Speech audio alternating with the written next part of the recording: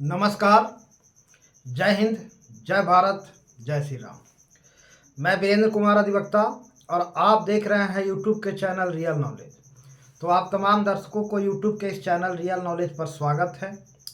और आज मैं पुनः आप लोगों के समक्ष इस चैनल पर कुछ जन उपयोगी बातें लेकर प्रस्तुत हूँ। मैंने कुछ दिन पूर्व एक वीडियो दिया था जिसका टाइटल था प्राणियों में सबसे दुष्ट प्राणी कौन है, जिसमें मैंने अपना विचार प्रकट किया था। इस पर हमारे कुछ शुभचिंतक श्रोताओं का कमेंट आया है। तो सबसे पहले तो मैं एक कमेंट लिखने वाले श्रोताओं को, दर्शकों को मैं हृदय से आभार प्रकट करना चाहूँगा और उनको धन्यवाद देना चाहूँगा। उनका शुक्रगुजार हूँ मैं, क्योंकि उन लोगों ने मेरा वीडियो देखा और अपने तरफ से जो जैसा लगा कमेंट लिखा।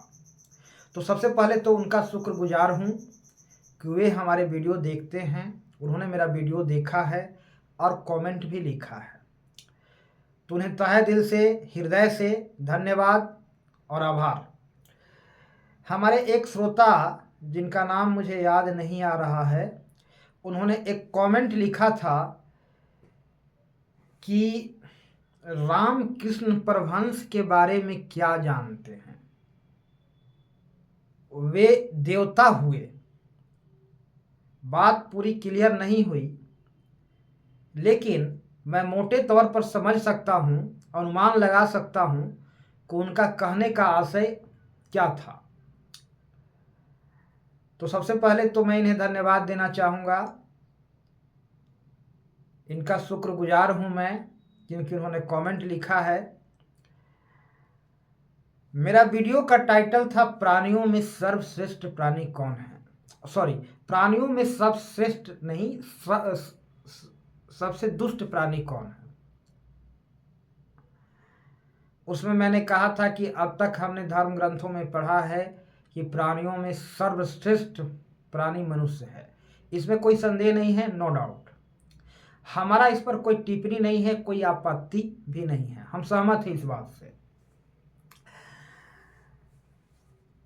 दुनिया में बहुत से मनुष्य पैदा हुए हैं, वे भी मनुष्य रहे हैं। रामकृष्ण परमहंस भी मनुष्य रहे हैं, विवेकानंद भी मनुष्य ही थे, और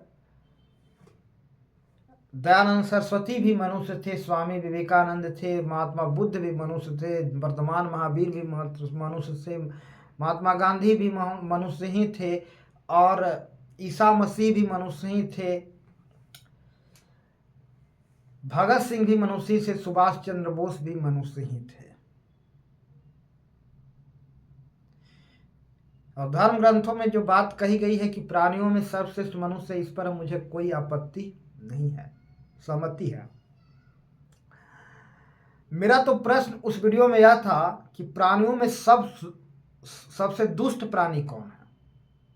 मेरा प्रश्न इस बिंदु पर केंद्रित था। और जिन बंधु ने मुझे कमेंट लिखा है, मैं पुनः बताना चाहूँगा कि उनका शुक्रगुजार हूँ मैं, और उन्हें हृदय से मैं धन्यवाद देना चाहूँगा कि उन्होंने कम से कम मेरा वीडियो देखा और कमेंट भी लिखा। अब मुझे उम्मीद है कि ये दोबारा भी देखेंगे और आगे भी वीडियो देखेंगे और इस वीडियो को भी सुनेंगे। मेरा प्रश्न था कि प्राणियों में सबसे दुष्ट प्राणी कौन है। सबसे पहले मैं यह जानेंगे कि प्राणियों में श्रेष्ठ मनुष्य कैसे हुआ। हमारे और अन्य प्राणियों में क्या भिन्नता, उनके भी आँख मेरे भी नाक, उनके भी नाक मेरे भी नाक, उनके भी मुंह मेरे भी मुंह, उनके भी बाल मेरे भी बाल। वो भी खाना खाते हैं, हम भी खाना खाते हैं, वो भी बाथरूम जाते हैं, हम भी बाथरूम जाते हैं, वो भी संतान उत्पन्न करते हैं, हम भी संतान उत्पन्न करते हैं, वो भी रियलाइज, वो भी फील करते हैं, अनुभव करते हैं, एहसास करते हैं, हम भी एहसास करते हैं। जैसा हम सुख दुख जो है शारीरिक कष्ट पीड़ा का एहसास, सुख दुख नहीं, शारीरिक कष्ट पीड़ा का एहसास हम भी करते हैं, वो भी करते हैं। इसलिए श्रेष्ठ मनुष्य को कहा गया, क्योंकि इसके पास एक उत्कृष्ट उपहार स्वरूप एक इंस्ट्रूमेंट, एक औजार, एक उपकरण मिला है जो प्राणियों की तुलना में काफ़ी ज़्यादा पावरफुल है, ज़्यादा शक्तिशाली है और ज़्यादा उपयोगी है। वह है मनुष्य का ब्रेन। ऐसा इंस्ट्रूमेंट उपहार स्वरूप ईश्वर से गिफ्ट रूप में केवल मनुष्य को मिला है, अन्य प्राणियों के नहीं मिला है। और इसी ब्रेन, इसी मस्तिष्क के बलबूते आज मनुष्य एक से बढ़कर एक आश्चर्यजनक काम करके दिखाया है। आज मनुष्य चांद पर अपना कदम रखा है। सुपर पावरफुल कंप्यूटर आज बनाया है। ऐसा कंप्यूटर बनाया है जो एक से बढ़कर एक काम कर रहा है। और यही मस्तिष्क से ही मनुष्य को ईश्वर से मिलवाता है। यह सोचने समझने की क्षमता के बलबूते ही मनुष्य अपने मनोविकारों से मुक्ति पाता है। मनुष्य अंधविश्वास से मुक्ति पाता है और मनुष्य गलतफहमी से मुक्ति पाता है। और अंधविश्वास और गलतफहमी, गलत मान्यताएं और धारणाओं से मुक्ति पाकर मनुष्य असलियत का भान पाता है और तथ्य को समझता है और फिर जीवन से जुड़ा हुआ सच्चाई, वास्तविकता को जानता है। और इसी रास्ते से फिर मनुष्य सत्य से भान कर पाता है, इस मस्तिष्क के द्वारा ही। यह सुपर पावरफुल जो मस्तिष्क है, इसी के द्वारा ही, जो मनुष्य को ईश्वर से गिफ्ट रूप में प्राप्त हुआ है। और इसीलिए मनुष्य प्राणियों में सर्वश्रेष्ठ माना गया है। लेकिन इसी इंस्ट्रूमेंट को, उपकरण को, जो ईश्वर से गिफ्ट रूप में, उपहार रूप में जो मनुष्य को प्राप्त हुआ है, इसका मिसयूज करके आज मनुष्य प्राणियों में सबसे निकृष्ट बन गया है, सबसे दुष्ट प्राणी बन गया है। आज आपके सामने यह देश, दुनिया, समाज में जो घिनौना कृत्य हो रहा है, इतनी दुष्टतापूर्ण जो कार्य मनुष्य कर रहा है, शायद क्या नहीं, दुनिया में कोई ऐसा प्राणी नहीं करता है, कोई नहीं करता है। इसलिए मैं तमाम प्राणियों को इनोसेंट मानता हूँ, निर्दोष है। मनुष्य के सिवा जितने भी प्राणी हैं, सभी के सभी निर्दोष हैं, सब के सब निर्दोष हैं। मैं ज़्यादा विस्तार रूप में नहीं कहना चाहूँगा कि बहुत कम समय है, वीडियो बहुत बड़ी हो जाएगी। इसी मस्तिष्क ने हमें विकार को जन्म दिया और इसी मस्तिष्क के द्वारा विकारों से मुक्ति होगी, मनोविकार। तो इस जो इंस्ट्रूमेंट मिला है उपहार रूप में मनुष्य को, इसका मिसयूज करके आज मनुष्य प्राणियों में सबसे निकृष्ट प्राणी बन गया है, सबसे अधम प्राणी बन गया है, सबसे दुष्ट प्राणी बन गया है। तो भाई साहब का, बंधु, हमारे प्रिय श्रोता का जो कमेंट था, उनका यह कमेंट का था कि रामकृष्ण परमहंस के बारे में आप क्या जानते हैं? वे देवता हुए। आप इस वीडियो को सुनने के साथ साथ श्रोतागण से मेरा अपील है, रिक्वेस्ट है कि उस वीडियो को भी सुने, जिसमें मैंने एक वीडियो दिया है जिसका टाइटल था प्राणियों में सबसे दुष्ट प्राणी कौन है। उसी से इस वीडियो का लिंक है, तब बात को पूरा समझ में आएगा। रामकृष्ण परमहंस के बारे में क्या जानते हैं? मैं बहुत कम जानता हूँ, जितना जानता हूँ थोड़ा बहुत। रामकृष्ण परमहंस के बारे में मैं इतना ही जानता हूँ कि वे सेंट थे, सन्यासी थे, हिंदू धर्म सुधारक थे। और उनका एक ही मान्यता था कि आप जिस भी रास्ते से आओ, किसी भी धर्म से आओ, लेकिन मंजिल एक ही है, ईश्वर एक ही है, परमात्मा एक ही है, उनका जो नाम देना है दे दो। रही बात खान पान को लेकर के,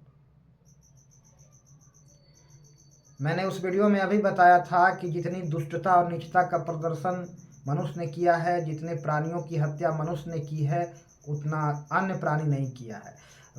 अन्य प्राणियों ने अन्य प्राणी, कुछ ऐसे प्राणी हैं जिनका आहार जो है मांसाहार है, और वह अपने आहार प्राप्त करने के लिए, भोजन ग्रहण करने के लिए प्राणियों की हत्या करते हैं। मनुष्य के पास ऑप्शन है, वह मांस खाने बिना भी अपना आहार प्राप्त कर सकता है। शायद हमारे श्रोता का टिप्पणी इसी से जुड़ा हुआ होगा, स्पष्ट नहीं है, लेकिन मोटे तौर पर अनुमान लगा सकता हूं कि उनका कहना क्या है। तो मेरा कहना है, हिंसा क्या है? थोड़ा सा विचार करते, हिंसा क्या है? बहुत सिंपल सी बात है। किसी की गला काट देना, किसी की हत्या कर देना, किसी का जान ले लेना, किसी की जान ले लेना ही हिंसा नहीं है। लोग आमतौर पर समझते हैं किसी को जान ले लेना ही हिंसा है, किसी की हत्या कर देना ही हिंसा है। जी नहीं, हर प्रकार के क्रूरता हिंसा है, हर प्रकार के क्रूरता हिंसा है।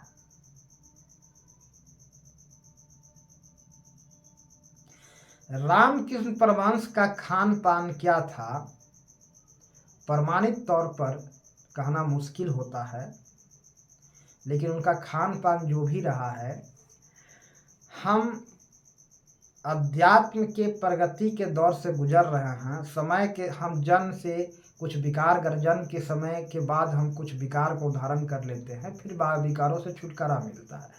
कुछ गुण कुछ दोष हर प्राणी में रहा है। दुनिया में अच्छा और बुरा एक तुलनात्मक शब्द है। रामकृष्ण परमहंस खुद नहीं कहे कि हम सन्यासी हैं, हम बहुत बड़ा तपस्वी हैं, समाज सुधारक हैं, धर्म में व्याप्त कुरीतियों को सुधारक हैं। ऐसा उन्होंने अपने आप अपने मुंह से नहीं कहा। लोगों ने कंपेयर किया और बहुत सारे लोगों के तुलना में रामकृष्ण परमहंस को श्रेष्ठ समझा। बहुत सारे लोगों के तुलना में रामकृष्ण परमहंस को श्रेष्ठ समझा, इसलिए रामकृष्ण परमहंस को महामानव माना गया। समझे बात को। दुनिया में कोई प्राणी किसी तमाम दोषों से मुक्त नहीं रहा है। वह अपना विकास के क्रम में है और विकास के क्रम में उत्तरोत्तर विकसित हो रहा है, उत्थान के क्रम में है। और कुछ व्यक्ति कुछ के तुलना में कुछ आगे बढ़ चुका है, इस अगला उसका कदम काफी आगे है। बात यह है। तो रामकृष्ण परमहंस शायद हमारे श्रोतागण जिनके बारे में बात कर रहा हूँ, उनका नाम मुझे अभी तत्काल याद नहीं आ रहा है। उन्होंने लिखा कि रामकृष्ण परमहंस के बारे में क्या जानते हैं। रामकृष्ण परमहंस औपचारिक रूप से ज़्यादा शिक्षा ग्रहण नहीं किए थे। वह देहाती लहजे में बंगाली और शुद्ध भाषा में लोगों से वार्तालाप स्थापित करते थे, लोगों को शिक्षा देते थे, ज्ञान देते थे। ग्रामर का भी बहुत ज़्यादा पंडित नहीं रहे थे वो। खुद कबीर ज़्यादा पढ़े लिखे नहीं थे। उन्होंने कहा है कि मैंने तो कलम छुआ ही नहीं। मैंने बात कर रहा था हिंसा पर। अगर आप कहीं जंगल में घूमने निकल गए, खुदा न खास्ता कोई हिंसक पशु और आप निहत्थे हैं और कोई हिंसक पशु आप पर हमला करता है और आपके पास हथियार है,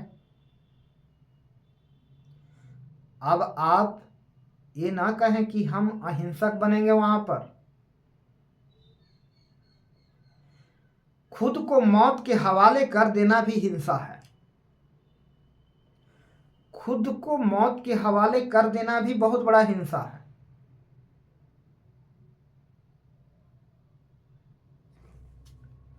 और जब आप हिंसक पशु से आपका भेंट हो जाती है और आप अगर हथियार से हैं तब तो बचे, और आप निहत्थे हैं तो क्या होगा।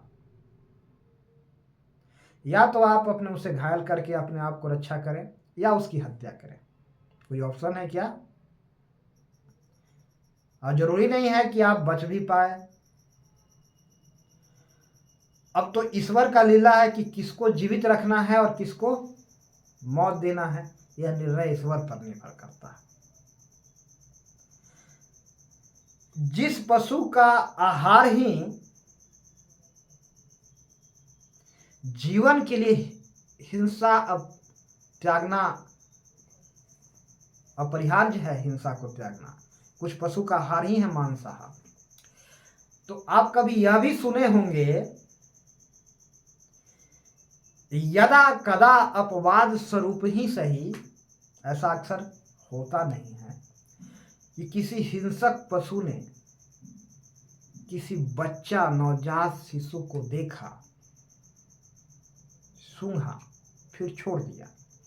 यह बात जनरल नहीं है, जनरल ऐसा नहीं है। जनरल लेकिन यदा कदा जुगों जुगों में ऐसी कुछ घटना घटी भी है। जो मांस के बिना जिंदा नहीं रह सकता, जो पशु, और आज वही एक नवजात शिशु और बच्चा को माफ कर देता है, वहां वह अहिंसक हो जाता है। वहां वह अहिंसक हो जाता है और वही पशु मांसाहार ही उसका आहार है, भोजन है मांस खाना, और वह अहिंसक हो गया वहां पर। क्या ऐसा ही नहीं है? समय के साथ, समय के दौर के साथ सब लोग बात को समझते हैं और फिर तदनुरूप अपने आप में सुधार लाते हैं। चाहे रामकृष्ण परमहंस हो या विवेकानंद हो, वह कुछ भी खाते पीते हों, मांस या शाकाहार, स्पष्ट तो कोई कहना मुश्किल है। तरह तरह के विचार हैं। समय के साथ सब लोगों ने बदला, सब लोगों ने बदला है और हर इंसान बदल जाता है। कोई ऐसा इंसान नहीं है जो दोष से पूर्णतः मुक्त है, चाहे वह महामानव हो चाहे आम नागरिक।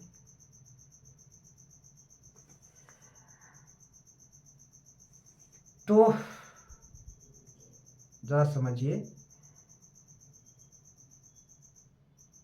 बात बहुत संक्षिप्त में कहूंगा कि मान ले कोई हिंसक पशु के सामने नवजात शिशु आ जाता है तो कभी कभी वह मांस नहीं खाता है, छोड़ देता है, जबकि उसका भोजन ही मांस है। और वही कोई वयस्क को देख ले अचानक से तो फिर उस पर हमला बोल देता है। यह सही है कि नहीं? कभी ऐसी घटना घटती भी है। तो हिंसा क्या है? हिंसा क्या है? खुद को मौत के हवाले कर देना हिंसा नहीं है क्या?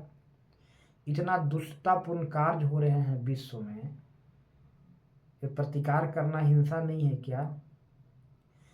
भगवान श्री कृष्ण ने सुदर्शन चक्र प्रयोग करके हत्या किए, राम भी हत्या किए, बुद्ध जीवन में कभी किसी प्राणी को हत्या नहीं किए होंगे, ऐसी तो बात नहीं है।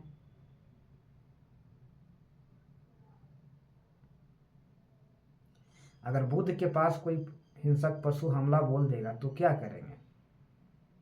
मौत को हवाले कर देंगे। अपनी रक्षा के लिए उससे लड़ेंगे, उसको घायल करेंगे, और घायल करेंगे तो हिंसा हुई। बात सही है कि नहीं? तो हिंसा क्या है? बात क्लियर है। हर प्रकार की क्रूरता हिंसा है रे भाई, क्रूरता हिंसा है। और जब भीतर से जो काम करने के लिए स्पष्ट मनाही है, अपेक्ष है, रेस्ट्रिक्टेड है, उसको नज़रअंदाज करके, भीतरी अंदरूनी हस्तक्षेप को नज़रअंदाज करके जो कुछ भी कर रहे हैं वही हिंसा है। जो कुछ भी कर रहे हैं वही हिंसा है। अब आप जरा देखिए, एक छोटा सा नवजात शिशु को शेर अगर माफ कर दे कभी यदा कदा, और वही हिंसक है, उसका भोजन ही वही हिंसा है। तो अंदरूनी हस्तक्षेप को नजरअंदाज करके अगर वह काम करता है तो वह हिंसा है। लोग यही कर रहे हैं और इसी को क्रूरता बोलते हैं। इसके अलावा और दूसरा क्रूरता नहीं है। तो बात शायद समझ गए होंगे। 19 मिनट का वीडियो हो गया। आपने जो कहा कि रामकृष्ण परमहंस के बारे में क्या जानते हैं, वे देवता हुए, शायद आपका कहने का मतलब ये था कि वे मछली खाते थे, शायद। तो ये पूरी बात का उत्तर मैंने इस वीडियो में दिया है। थोड़ा गंभीरता से समझने का प्रयास कीजिएगा, बात समझ में आ जाएगी। अभी 19 मिनट 24 सेकंड का वीडियो हो चुका है और मैं ज़्यादा कुछ नहीं बोल सकता, समय काफ़ी हो चुका है। तो इन्हीं कुछ शब्दों के साथ मैं अपने वाणी को विराम देना चाहूँगा और अंत में तमाम दर्शकों को मैं प्यार भरा नमस्कार बोलना चाहूँगा। तो सभी को प्यार भरा नमस्कार। जय हिंद, जय भारत, जय श्री राम। वीडियो को अवश्य देखें और कमेंट भी रख करें। इन्हीं कुछ शब्दों के साथ मैं अपने वाणी को विराम दूंगा। जय हिंद, जय भारत, जय श्री राम।